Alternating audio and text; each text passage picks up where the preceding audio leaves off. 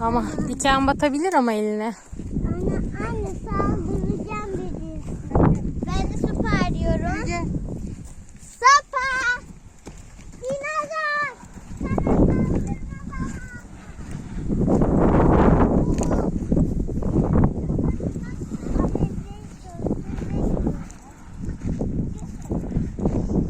Ne yapıyorsunuz?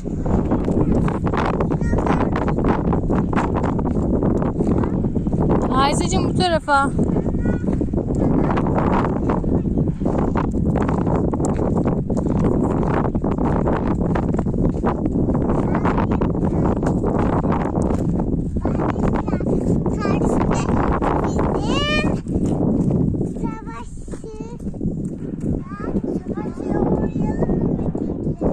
Hayır, dikkat edin ama.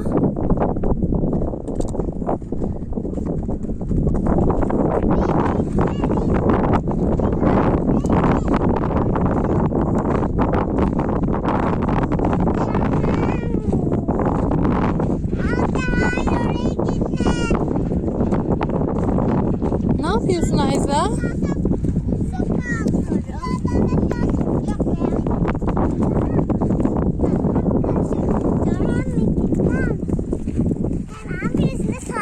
Neymiş Asya? Saldırıyorum. Bir daha söyle, neymiş? Kötü saldırıyormuşuz. Alevlere git. Ben şimdi saklanacağım.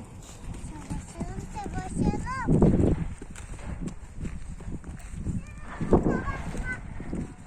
Oraya gitme.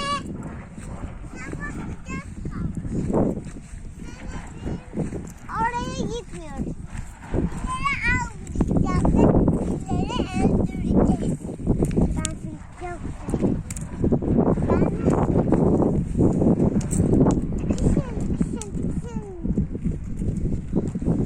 Hayır Ayza, orası olmaz.